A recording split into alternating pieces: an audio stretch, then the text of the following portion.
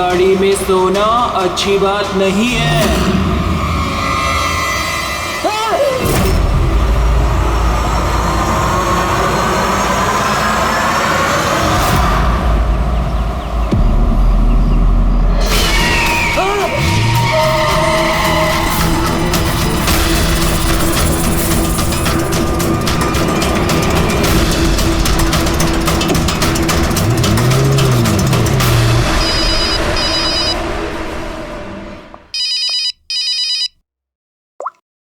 हाँ Vineet. Leela help me, Leela please help me. Leela क्या हो गया विनीत, तुम इतनी टेंशन में क्यों लग रहे हो? लीला ये लोग मुझे मार डालेंगे। लीला कौन मार डालेगा विनीत, तुम किसकी बातें कर रहे हो?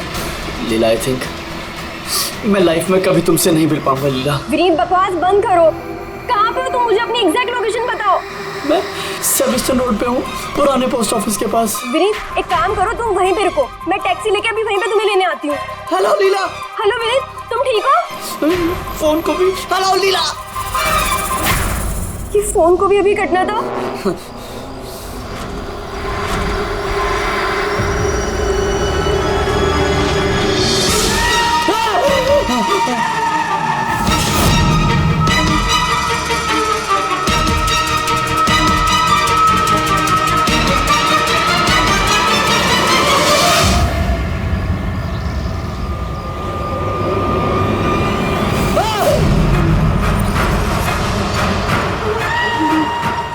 भगवान प्लीज हेल्प मी, मुझे मेरे घर तक पहुंचा दो प्लीज।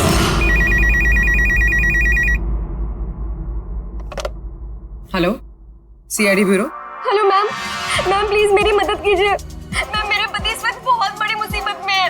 क्या सब क्या हुआ आपके पति को? मैम उनकी जान खतरे में है, कोई उन्हें मारना चाहता है। मैम प्लीज उन्हें बचा लीजिए प्लीज। क्या वो इस वक्त आपके साथ है? नहीं मैम, मैम वो इस वक्त अपनी गाड़ी में है। वो सेबेस्टियन रोड के पास जो पुराना वाला पोस्ट ऑफिस है वहाँ पे।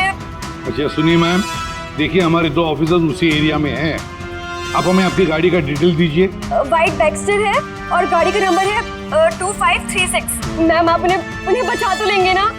आप फिक्र मत कीजिए, आपके पति को कुछ नहीं होगा।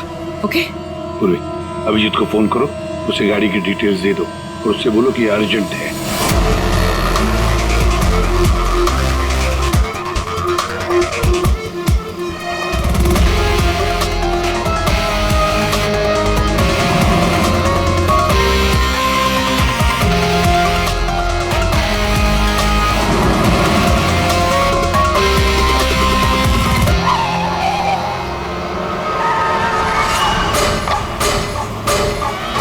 यही नंबर है। ये गाड़ी ऐसे क्यों चला रहा है? ये तो एक्सीडेंट कर देगा।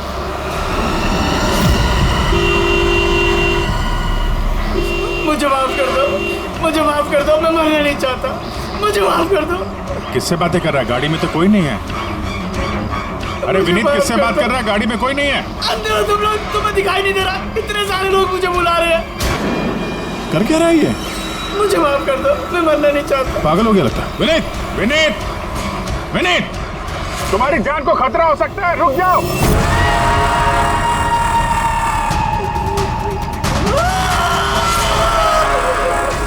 अंकल मेरे साथ खेलो ना, बहुत मजा आएगा। विनीत गाड़ी रोको, साइड में लगाओ।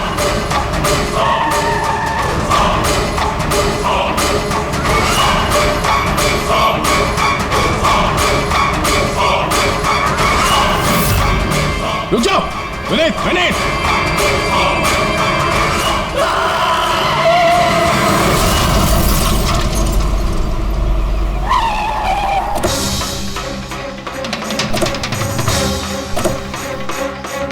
विनीत, ओह नो, ये तो मर चुका है। स्मेल है।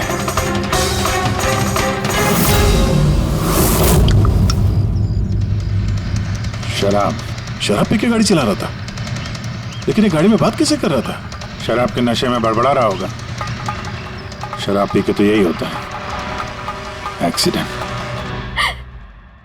आपने तो मुझसे वादा किया था ना कि विनीत को कुछ नहीं होगा, तो मैं देखिए मैडम, अगर उनकी जान को किसी और से खतरा होता तो हम उन्हें जरूर बचा लेते, लेकिन वो तो खुद ही शराब पी के गाड़ी चला रहे थे। आप तो जानती हैं कितना खतरनाक है। नहीं, उनकी जान खुद उनकी वजह से नहीं गई है, बल्कि उन लोगों की वजह से गई है जो इतने दिनों से उन्हें परेशान कर रहे थे।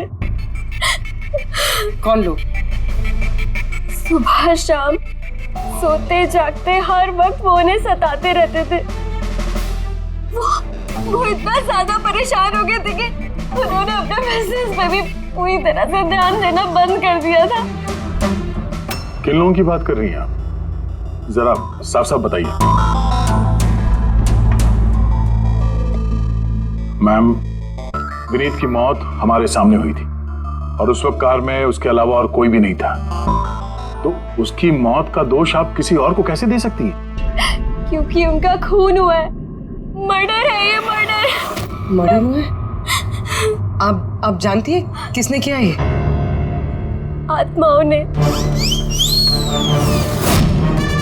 भले ही आप लोगों ने वो आत्माएं नहीं देखी होंगी, लेकिन विनीत उन्हें साफ साफ देख सकते थे।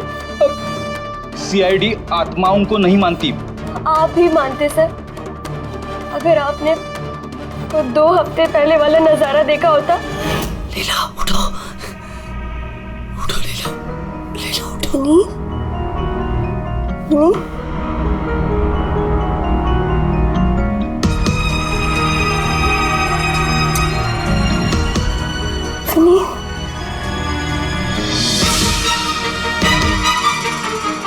विनीत, लीला, क्या विनीत? वहाँ देखो, कबर्ड के ऊपर। क्या है वहाँ विनीत? लीला, कबर्ड के ऊपर मुझे घूर रहा है। लीला, मुझे सोने नहीं दे रहा हूँ। विनीत, वहाँ पे कुछ नहीं है, कुछ नहीं है वहाँ पे। तुमने ना जरूर कोई बुरा सपना देखा है। चलो आगे सो जाओ। मैंने कोई सपना नहीं देखा और वो देखो अभी भी घूर रहा है और तुमको दिख क्यों नहीं रहा यार? विनीत, वहाँ पे कुछ नहीं है। तबीयत ठीक नहीं है विनीत, तुम आगे सो जाओ। चलो, कुछ नहीं है विनीत, मैंने ना बुरा सपना देखा इसलिए ये सब हो रहा है। सॉरी सॉरी, मुझे माफ कर दो प्लीज। एक मिनट, ये विनीत किस चीज के लिए माफी मांग रहा था? ये तो मुझे भी नहीं पता सर। विनीत काम क्या करता था? सर, उनकी कंपनी हॉस्पिटल्स में मेडिकल इक्विपमेंट सप्लाई करती थी। आप श्योर हैं कि वो विनीत का खून आत्मा नहीं किया? सर, मुझे पहले तो नहीं लगता था, क्योंकि ना तो मैंने कभी कोई आत्मा देखी थी और नहीं कभी मैंने उनकी आवाज सुनी थी। लेकिन बाद में मुझे विनीत की बातों पे यकीन होने लगा कि वो सच कहता था।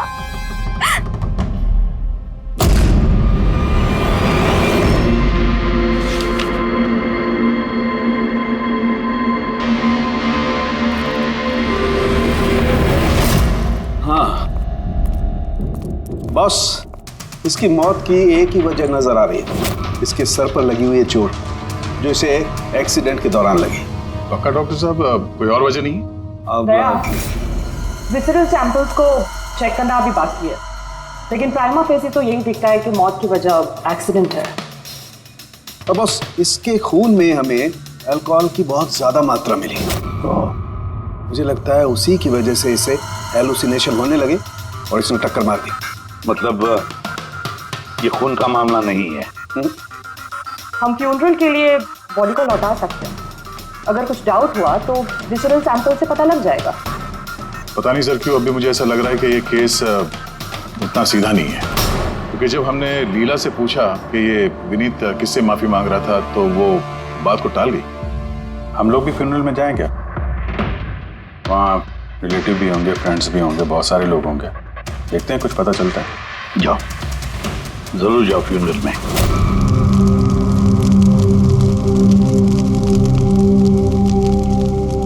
अच्छा हुआ मर गया, ऐसे गलत लोगों के साथ ऐसा ही होना चाहिए। तुमने बिल्कुल ठीक कहा, इसकी मौत इससे बदतर होनी चाहिए थी। बस अब उस दिन का इंतजार है जब उन दोनों की भी चिता जलते हुए देखूंगा। उस दिन तुम सबको बहुत बड़ी पार्टी दूंगा मैं। क्या प्रॉब्लम क्या तुम्हारी? हाँ? यहाँ पर एक आदमी की चिता जल रही है, शौक मनाने के बजाय जश्न मनाने की बात करो तुम लोग। क्यों ना मनाऊं जश्न? अरे असली जश्न तो उस दिन मनेगा जिस दिन ये दोनों भी अग्नि की भेंट चढ़ेंगे। वो दोनों अग्नि की भेंट चढ़े या ना चढ़े, तुम सीआईडी की हद पे जरूर चढ़ोगे। सर अगर आप लोग सीआईडी से हैं तो आपको मुजरिमों का साथ देने के बजाय हम लोगों को इंसाफ दिलाना चाहिए सर। एक मिनट, कहना क्या चाहते हो, पूरी बात बताओ।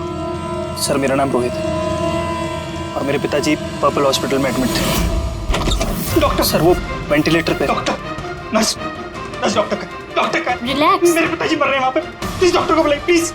क्या हुआ? क्यों शोर मचा रहे हो? शोर न मचाऊं तो क्या करूं? मेरे पिताजी मर रहे हैं वहाँ पर और आपके साथ यहाँ बैठकर मक्खियाँ मार रहे हैं। आप शांत हो जाइए प्लीज, आप जाइए पेशेंट के पास, हम आते हैं। मैम प्लीज जल्दी कीजिए प्लीज। हाँ गजब हो गया, सारे के सारे वेंटिलेटर्स एक एक करके बंद हो रहे हैं। यस मैम, हमारे 2 इंटर्न्स मैनुअली ऑक्सीजन दे रहे हैं कुछ पेशेंट्स को। मैम हर पेशेंट के साथ ऐसा नहीं हो सकता, अगर वेंटिलेटर्स ठीक नहीं हुए तो पेशेंट मर जाएंगे। धीरे बोलो। अरे ये हॉस्पिटल के रेपुटेशन का सवाल है, अगर मरीजों के घर वालों को पता चल गया है ना फिर बवाल हो जाएगा। आप प्लीज 2 मिनट का वक्त दीजिए, हम सोल्यूशन। मैम एक एक करके सारे वेंटिलेटर्स बंद हो रहे हैं। बाकी के वार्ड्स में चेक करो। Okay ma'am. अरे वो सप्लाई विनीत को फोन करो ना, वो ही अभी कुछ कर सकता है, बस टेंशन लेने की जरूरत। डॉक्टर महक, हुआ क्या है सर? वेंटिलेटर बंद हो रहे हैं सारे। आप प्लीज शांत रहिए, मैं बात करती हूँ ना। सर एक एक करके सारे वेंटिलेटर्स बंद हो गए। क्या ऐसे कैसे हो सकता है? तो किसी हॉस्पिटल में फोन करो ना, वहां से मंगवाओ। अरे राजा फोन लगाओ और मैं एक काम करो, टेक्नीशियन जो यहाँ पर है उसको बुलाओ। राजा क्या हो गया तुम्हें सुनाई नहीं देता? सर क्या आप कह रहे हैं? आप लोग क्या डिस्कशन में टाइम वेस्ट कर रहे हैं? मेरे पिताजी मर जाएंगे वहाँ पर। प्लीज जल्दी आइए प्लीज। बस आते ही हैं please. Ma'am very bad news, 2 patients की जान चली गई है, 5 पेशेंट्स बहुत क्रिटिकल कंडीशन में हैं। सर अगर आज हम लोगों का परिवार हमारे साथ नहीं है तो उसके जिम्मेदार सिर्फ और सिर्फ ये 3 लोग हैं, विनीत, महक और राजा। ये विनीत तो इक्विपमेंट सप्लाई करता था ना? जी सर। और ये महक राजा? सर जिस दिन ये हादसा हुआ उस दिन महक डॉक्टर इंचार्ज थी और राजा हॉस्पिटल का एडमिन संभालता था। ये सिर्फ राजा और महक आए हॉस्पिटल से या और लोग भी आए वहाँ के? आए ना सर, वो हेड नर्स परिणीता, वो शेखर जो कि मेंटेनेंस में है, और वो डॉक्टर केदार इस हॉस्पिटल के मालिक। ठीक है, अभी शांत हो जाओ। हम इस मामले के तह तक जाएंगे। अगर तुम्हारे पिताजी के साथ नाइंसाफी हुई है तो उन्हें इंसाफ जरूर मिलेगा।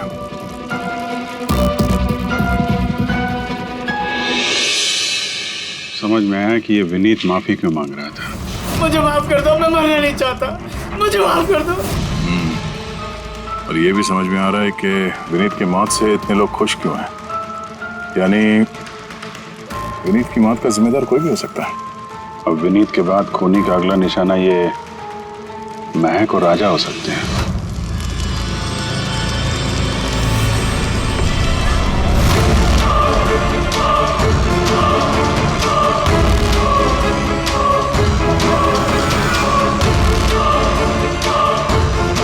मुझे माफ कर दो। तुमने मुझे क्यों मरने दिया? मेरा पीछा मत करो।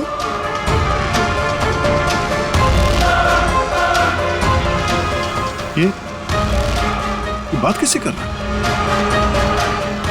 मेरा पीछा मत करो। उन्हीं काल्पनिक लोगों से जिससे विनीत बात कर रहा था। शायद ही तुम मुझे बचा सकती थी। क्यों मरने दिया मुझे? तुम भी मरने के लिए तैयार हो जाओ। और ये महक भी सहमी से लग रही है। छोड़ो, छोड़ो मुझे, छोड़ो मुझे, आग में मत खींचो। मेरी कोई गलती नहीं है। छोड़ो, छोड़ो, छोड़ो, छोड़ो मुझे, छोड़ो, छोड़ो, मत खींचो मुझे आग में। छोड़ो। क्या कर रहे हो? इधर आओ। क्या कर रहे हो यार? मैं बस परेशान हूँ, इसमें आप लोग क्या कर सकते हैं? मुझे खुद ही निपटना होगा अपनी परेशानी से। आप इधर आओ, थोड़ा दूर हटो, जाओ इधर से। तो बहुत सारे लोग हैं जो विनीत की मौत की खबर सुनकर खुश हो गए हैं? हाँ सर। और अब वो महक और राजा की मौत की खबर सुनना चाहते हैं। राजा और महक, इनका बर्ताव भी कुछ नॉर्मल नहीं लग रहा था सर। काफी डरे डरे से लग रहे थे, विनीत की तरह। सर, विसरल सैंपल्स की रिपोर्ट आ गई है। ग्रेट। कोई गड़बड़ है? हाँ। एक आम इंसान का खून जितना लाल होता है, विनीत का खून उससे बहुत ज्यादा लाल था। अब समझ में आया कि विनीत को आत्माएं क्यों नजर आ रही थी। क्यों सर?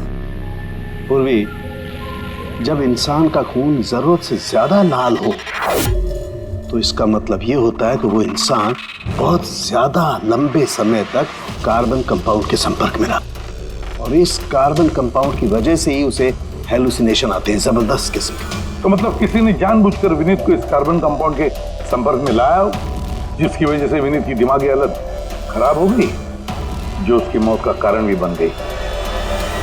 सर, खूनी को ये कार्बन कंपाउंड मिला कहां से होगा? हमारे आसपास हर जगह कार्बन कंपाउंड फैला हुआ है। मॉडर्न जिंदगी में हम जितनी भी मशीनों का इस्तेमाल करते हैं, वो सब की सब, लगभग सब की सब कार्बन कंपाउंड निकालती हैं। हाँ, कोई भी मशीनों के साथ छेड़खानी करके ऐसी साजिश कर सकता है। तो कार में बैठने के ठीक पहले विनीत ऐसे किसी केमिकल के संपर्क में आया होगा, इसकी वजह से उसे ये हेलुसिनेशन वगैरह हो रहे थे। बिल्कुल बॉस, गाड़ी के एग्जॉस्ट सिस्टम को चेक करना चाहिए। गड़बड़ वहीं हुई है।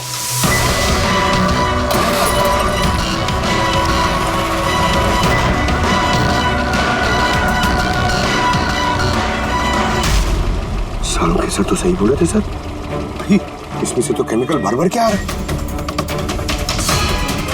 एक बात तो पक्की है पंकज, आत्मा कोई नहीं थी। हाँ सर, इसका मतलब अब खूनी के निशाने पे दो लोग हैं, राजा और महक।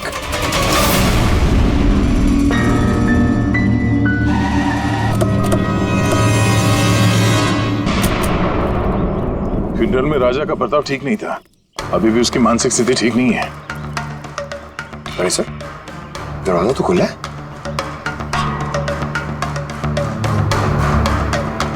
ये खूनी राजा तक पहुंच तो नहीं गया? ये क्या माहौल है? कैंडल्स।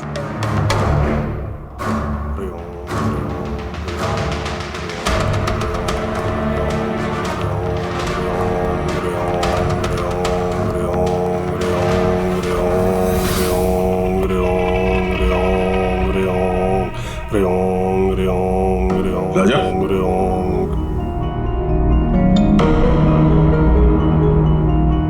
आप ठीक हो? कौन है आप लोग? सीआईडी। विनीत के अंतिम संस्कार में मिले थे हम लोग, दिमाग में कूदने वाले थे, हमने तुम्हें रोका था, भूल गए? अब आप लोगों को मुझे रोकने या बचाने की जरूरत नहीं पड़ेगी। जब तक विनीत का खूनी पकड़ा नहीं जाता, तुम्हारी जान को भी खतरा है। अच्छा, सच सच बताना, उन 12 मरीजों की मौत क्या तुम्हारी लापरवाही की वजह से गई थी? खबरदार जो मुझ पर ऐसा गंदा और झूठा इल्जाम लगाया था। मैं निर्दोष हूं और कोई नहीं मरा मेरी वजह से। शांत शांत। राजा बड़ी मुश्किल से शांत हुआ है, इसे गुस्सा मत दिलाइए। आपकी तारीफ? श्लोक नाम है मेरा। मैं राजा की इस बुरे वक्त से बाहर निकलने में मदद कर रहा हूं। ओह, तो आप साइकियाट्रिस्ट हैं? साइकियाट्रिस्ट नहीं, साइकिक, मीडियम। इस दुनिया और दूसरी दुनिया के बीच एक पुल समझ लो। दूसरी दुनिया? दूसरी कौन सी दुनिया? वही आत्माओं वाली दुनिया। वैसे हम भी एक पुल है, मुजरिमों की दुनिया से लेके जेल के अंदर सलाखों के पीछे तक पहुंचाने का पुल। पर सर, आप मुझे सलाखों के पीछे क्यों डालना चाह रहे हैं? मैं तो राजा की आत्माओं से बचाने में मदद कर रहा हूँ। राजा को आत्माओं से नहीं, केमिकल पॉइजनिंग से बचाने की जरूरत है। और बंद करो अपना ये ढोंग, समझे? सर, वो कहाँ इशारा करे? उस बूढ़े आदमी की तरफ जो एसी के पास खड़ा हुआ है। किसकी बात कर रहे हैं? मुझे तो कोई भी नहीं दिख रहा। मुझे भी नहीं दिख रहा है। मानो या ना मानो, इस कमरे के अंदर कोई शक्तिशाली आत्मा है जो राजा को नुकसान पहुंचाना चाहती है। अभी पता चल जाएगा।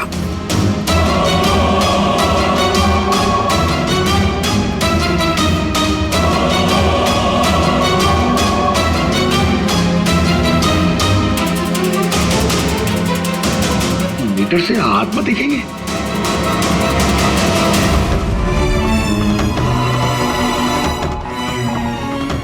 देखा, वो आत्मा एसी के पास ही है।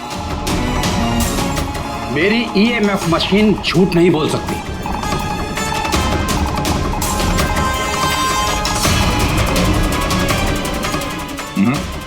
पर हमारा भी ये मीटर गलत नहीं हो सकता, समझे? तेरी लगता है राजा को कार्बन कंपाउंड का असर उसकी गाड़ी से ही हुआ है। एक काम करो, ये मीटर ले जाओ, उसकी कार चेक करो। रेडी? पंकज, बताओ महक, विनीत के फ्यूनरल पे क्या देखा तुम? मैंने किसी को नहीं देखा, कुछ भी नहीं देखा। झूठ मत बोलो। अगर कुछ नहीं देखा तो वहां से डर के भागे क्यों? मैं झूठ नहीं बोल रही हूँ, मैंने सच में किसी को नहीं देखा। अच्छा, अस्पताल में जो 12 मौतें हुई थी, क्या वो तुम्हारी लापरवाही की वजह से हुई थी? मेरी लापरवाही की वजह से? देखिए, मुझसे जो कुछ बन पड़ता है मैंने सब कुछ किया। मैंने डॉक्टर केदार से भी बात की, लेकिन उन्होंने कुछ एक्शन लिया ही नहीं, तो मैं और क्या करती। अच्छा, तो फिर इसमें डॉक्टर केदार की गलती है? उनसे भी ज्यादा गलती है उस राजा की। उसे चेक कर लेना चाहिए था कि वेंटिलेटर्स ठीक से काम कर रहे हैं या नहीं, उनके वक्त रहते सर्विसिंग हो रही है या नहीं। तो फिर राजा दोषी है? राजा और विनीत दोनों। विनीत को भी हमें वेंटिलेटर सप्लाई करने से पहले देख लेना चाहिए था कि वो कहीं खराब तो नहीं है। आखिर कितनी जानें टिकी थी उस वेंटिलेटर्स पे। लगता है राजा और विनीत के लिए तुम्हारे अंदर काफी कड़वाहट है। विनीत की मौत से तो बहुत खुश होगी तुम। ये कैसी बातें कर रही है आप? बिल्कुल भी नहीं। मैं एक डॉक्टर हूँ और मेरा काम पेशेंट्स की जान बचाना है। किसी की मौत से मैं कैसे खुश हो सकती हूँ?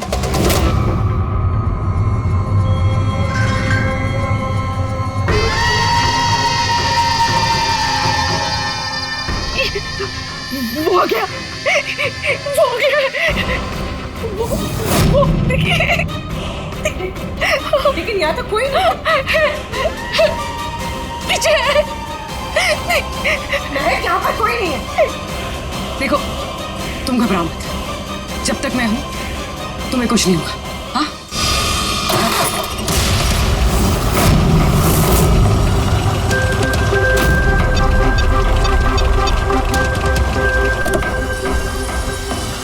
कार के एसी में तो कार्बन कंपाउंड नहीं है। घर के अंदर देखते, चलो।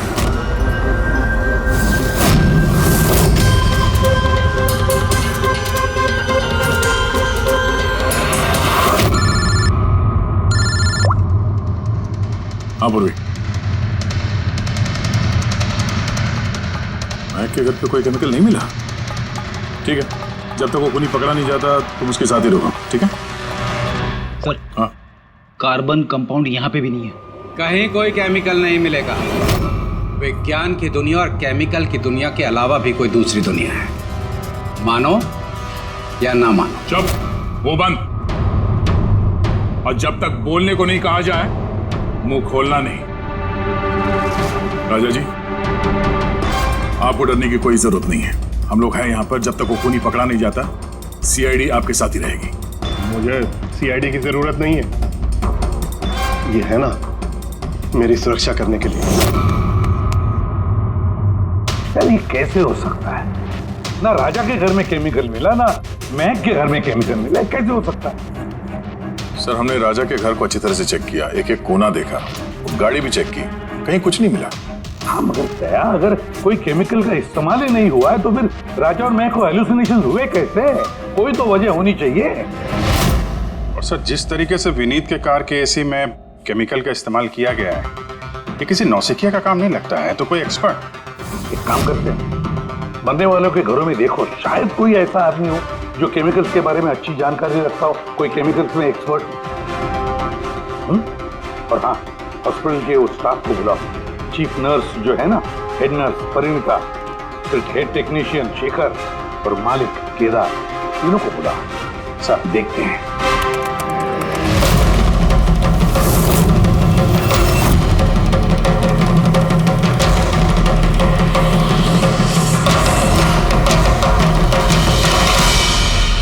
तुम्हारा नाम शेखर है? Yes sir. हॉस्पिटल के हेड मैकेनिक, मेन टेक्नीशियन, मतलब हॉस्पिटल में जब भी किसी मशीनरी में प्रॉब्लम्स आ जाते तो पहले तुम्हें पता चलता है। जी हाँ सर। तो हॉस्पिटल के वेंटिलेटर्स खराब हो गए थे, ये तुम्हें पता नहीं था? सर पहले से पता था। तो फिर किया कुछ नहीं क्यों? पता क्यों नहीं किसे? हाँ सर इसमें मेरी कोई गलती नहीं है। तो फिर किसकी गलती? सर मैंने महक को पहले से ही बता दिया था वेंटिलेटर्स के बारे में, कि वेंटिलेटर्स में प्रॉब्लम हो रही है और वो कभी भी खराब हो सकते हैं। और ये वेंटिलेटर्स बंद होने से पहले तुमने बताया था? यस सर, 1 वीक पहले। मैम मैंने आपको एक नोटिस भेजा था, वार्ड 3 के वेंटिलेटर्स ठीक तरह से काम नहीं कर रहे हैं। ओह, मैंने वो तुम्हारा लेटर पढ़ लिया था शुरू। तुम टेंशन मत लेना, मैं कुछ करती हूँ। बट मैम मामला थोड़ा अर्जेंट है। हाँ हाँ मुझे पता है। डॉक्टर महक। यस मैम, आपको अकाउंट्स डिपार्टमेंट में इमीडिएटली बुलाया है। हाँ ओके चलो। Okay ma'am. तुरंत वही शेखर, मैं कुछ ना कुछ करूँगी पक्का। बट सर उन्होंने मेरी बात को सीरियसली लिया ही नहीं। हाँ, महक ने वेंटिलेटर्स खराब होने पर पेशेंट्स को बहुत बचाने की कोशिश की, मगर राजा सर इतने घबरा गए कि कुछ कर ही नहीं पाए। शेखर जी, तुम कितना सच बोल रहे हो, कितना झूठ, ये तो हम पता लगा ही लेंगे। सर महक की कोई गलती नहीं है, उसने मुझे वेंटिलेटर्स खराब होने के बारे में पहले ही बता दिया था। लेकिन आपने क्या किया? सर मैंने हॉस्पिटल के एडमिन हेड को बता दिया था, राजा को, क्योंकि हॉस्पिटल के जितने भी ये मशीनरी है उनकी देखरेख की जिम्मेदारी एडमिन हेड की होती है सर। तो आपने एडमिनिस्ट्रेटिव हेड राजा को बता दिया और आपकी जिम्मेदारी खत्म हो गई। अब मालिक है ना इस हॉस्पिटल के, तो जिम्मेदारी खत्म कैसे होती है आपकी? सर मैंने अपनी जिम्मेदारी निभाई, तभी तो मैं खुद गया राजा के केबिन में। राजा। जी सर। ये सब क्या कर रहे हो? अरे ये सब जरूरी नहीं है, इतने सारे मरीजों की सांसें वेंटिलेटर के भरोसे चल रही हैं, तुम यहाँ बैठे हो, अरे कुछ करो ना। जी सर, मैं अभी सप्लायर से बात करके वेंटिलेटर बदलवा देता हूँ। प्लीज प्लीज जल्दी करो। जी सर मुझे समझ में नहीं आ रहा कि उन्होंने वेंटिलेटर्स बदलवाए क्यों नहीं। मैं हैरान हूँ सर, कोई भी केदार जी पे उंगली उठा नहीं रहा। हर कोई राजा, विनीत और महक के पीछे पड़ा हुआ है। वही तो, हॉस्पिटल के मालिक है ना केदार जी, तो पूरी की पूरी जिम्मेदारी भी केदार जी तुम्हारी है। इन सब अब मैं खुद जाके तो रिपेयर नहीं कर सकता ना वेंटिलेटर्स। सर मेरा काम है कि कंसर्न डिपार्टमेंट को इन्फॉर्म करना, और सर वो मैंने कर दिया। बल्कि मैंने विनीत से खुद बात करी, मैंने उससे कहा कि अगर ये रिपेयर हो सकते हैं तो रिपेयर करे, वरना इनको चेंज कर दे, और उसने कोई एक्शन ही नहीं लिया। उसने कोई एक्शन नहीं लिया, उसने कोई एक्शन नहीं लिया। आपने क्या एक्शन लिया? और नाम भी ले रहे हो तो विनीत का जो मर चुका है, या राजा का जो जवाब देने की हालत में नहीं है। सर जो सच था वो मैंने आपको बता दिया, अब मानना ना मानना सर आपके हाथ में है। परिणीता। जी सर। हॉस्पिटल की हेड नर्स, तो तुम हॉस्पिटल के बारे में सब कुछ जानती होंगी? जी सर। तो फिर अब सच सच बताओ, ये जो कुछ भी हुआ है किसकी लापरवाही से हुआ? बताओ जल्दी। हाँ सर, बताती हूँ। मेरे साथ धोखाधड़ी करने की कोशिश मत करना राजा। और हाँ, अगर मशीनों में कोई फिजिकल डैमेज है वो वारंटी में नहीं आता। अगर तुमको नए वेंटिलेटर चाहिए तो पूरी कॉस्ट पे करनी होगी, समझा? मैंने तुमसे घटिया इंसान आज तक अपनी जिंदगी में नहीं देखा। अब ना तो हमारा हॉस्पिटल तुमसे कोई सामान लेगा और ना ही शहर का कोई दूसरा हॉस्पिटल। सुनो, ये धमकी किसी और को देना। जानता नहीं तुझे मैं कौन हूँ, जो करना है कर ले।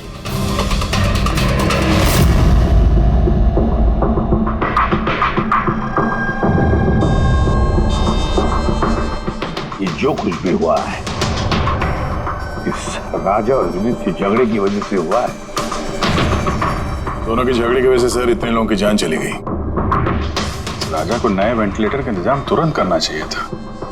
सर इन मरीजों के परिवार वालों में से 3 लोग ऐसे हैं जिन्होंने केमिकल इंजीनियरिंग की है। अच्छा, 3 लोग? तो फिर उनकी कुंडली निकालो, देखते हैं।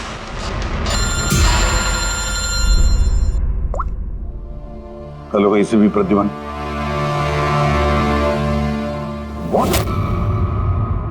ठीक है, हम अभी पहुंचते हैं। क्या हो सर? राजा की मौत हो गई।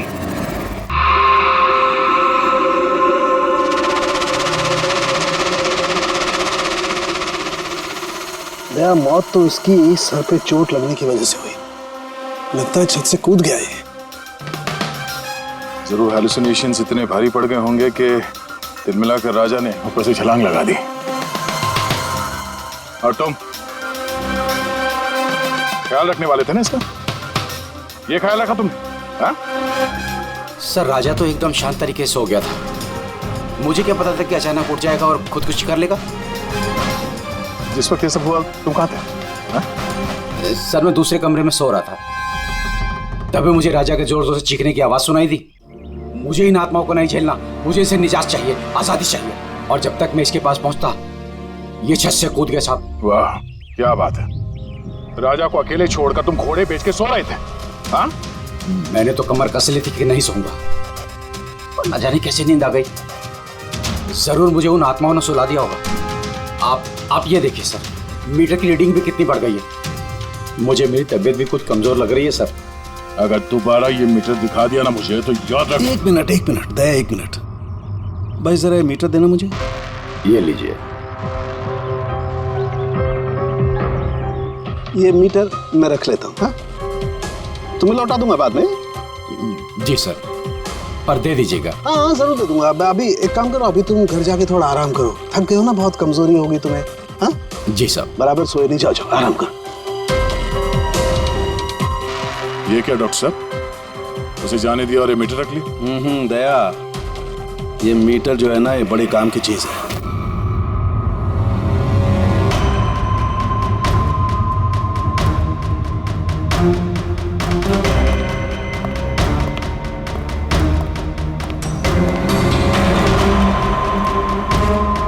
इस रूम में चेक करता हूं। हाँ सर। नहीं, ऊपर चलते हैं।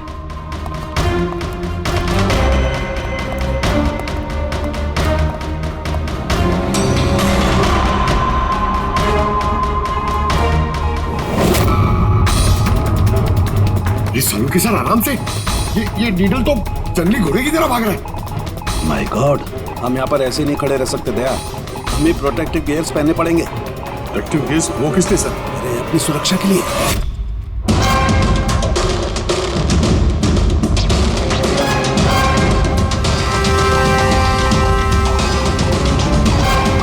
ये देखो, सबसे ज्यादा मीटर रीडिंग यहीं पर है, इस एसी के नीचे। मतलब सर वो वहाँ। पंकज खबरदार, खबरदार जो आत्मा का नाम भी लिया तो। सर ये मीटर किस तरह इशारा कर रहा है? बताता हूँ बाहर चलो, बाहर चलो।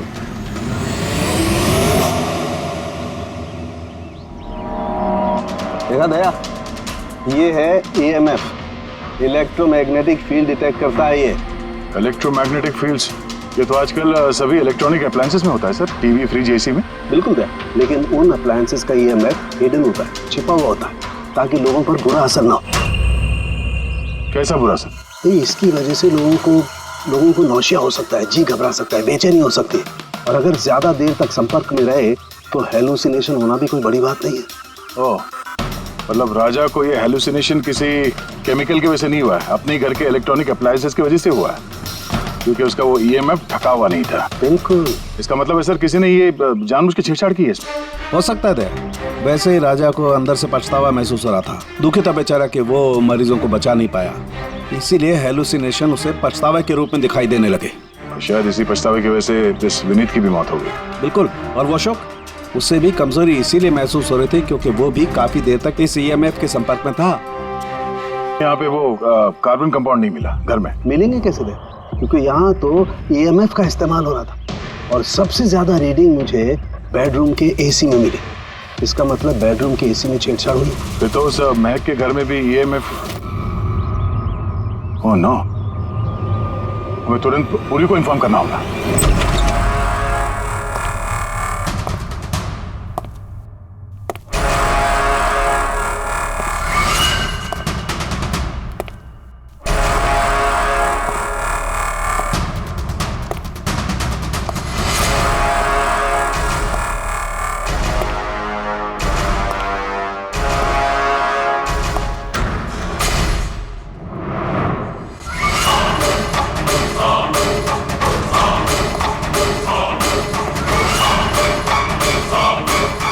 जान लेकर चैन नहीं पड़ा तुम्हें, जो फिर से मुझे मारने आई हो।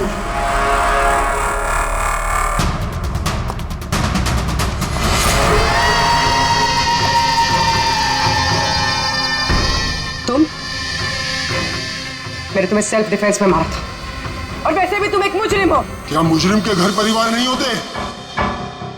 तुम्हारी वजह से मेरी बेटी अनाथ हो गई, और ये खून देख रही हो, सब तुम्हारी वजह से। आज मैं तुम्हें नहीं छोड़ूंगा। देखो मेरे पास मत आना, मैं मार दूंगा। आज मैं तुम्हें नहीं छोड़ूंगा।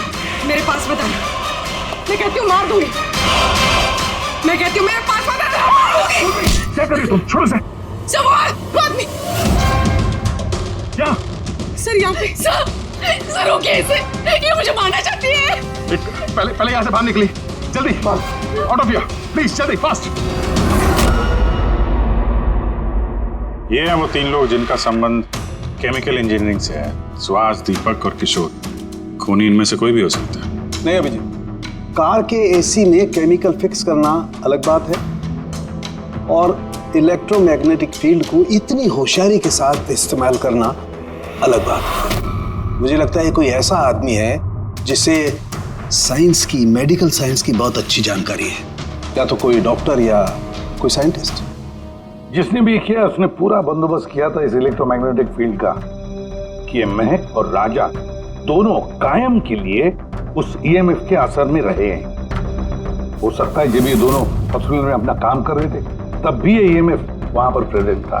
तो फिर सर शायद हॉस्पिटल के किसी मशीन के साथ भी छेड़छाड़ की गई होगी। बिल्कुल दया, बिल्कुल।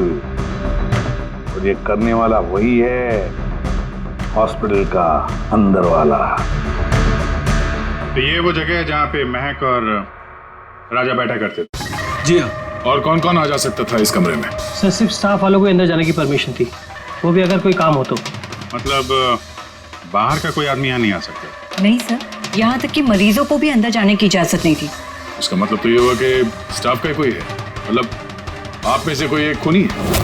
ये आप कैसे कह सकते? ये हम नहीं कह रहे हैं, ये ईएमएफ मशीन कह रही है जिसने हमें सब कुछ बता दिया है।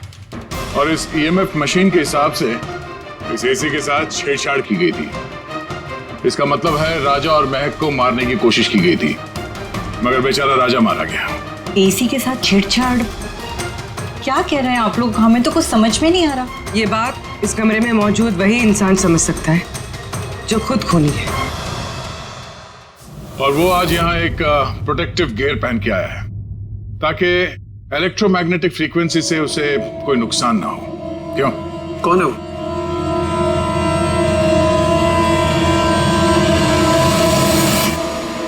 यहाँ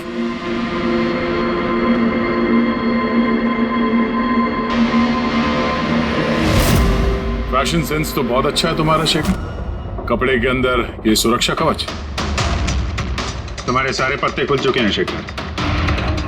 हमने तुम्हारे बारे में सब कुछ पता लगा लिया है। तुम ही यहाँ पे सिर्फ ऐसे टेक्नीशियन हो जो एसी के साथ छेड़छाड़ कर सकते हैं। अब जल्दी बताओ, क्यों किया तुमने ऐसा? हाँ, मैंने किया ये सब। और क्या गलत किया अगर मैंने महक, विनीत और राजा पे इल्जाम लगाया तो? इन लोगों की वजह से 12 मरीजों की मौत हुई जो मुझसे देखा नहीं गया। अब मैंने सोचा कि इन लोगों को भी वैसी ही मौत मिलनी चाहिए जैसे उन 12 मरीजों को मिली। इसलिए मैंने ईएमएफ और कार्बन कंपाउंड के जहर का इस्तेमाल किया ताकि इन लोगों को ऐसी मौत दे सकूं। मौत नहीं, एक भयानक मौत। और ये मेरा इंसाफ था। इंसाफ करने का हक सिर्फ कानून को है, किसी और को नहीं, समझे? तुम जानते थे उस केमिकल के इस्तेमाल से उन लोगों को हैलुसिनेशन होगा। वो मरे हुए मरीज उन्हें सामने दिखाई देंगे जिसकी वजह से वो पागल हो जाएंगे। क्यों? और मैं अपने मकसद में कामयाब भी हुआ। जैसी मैं मौत चाहता था वैसी ही मौत विनीत और राजा को मिली। मगर अफसोस, महक को आपने एंड मोमेंट पे बचा। कामयाब तो तुम तब होते जब बिना कोई जुर्म किए उन्हें उनके अंजाम तक पहुंचाते। क्या फर्क रह गया तुम में और उन दोनों में? अब तुम भी एक हत्यारे हो। तुम्हें क्या सजा मिलेगी इसका फैसला तो अब अदालत ही करेगी।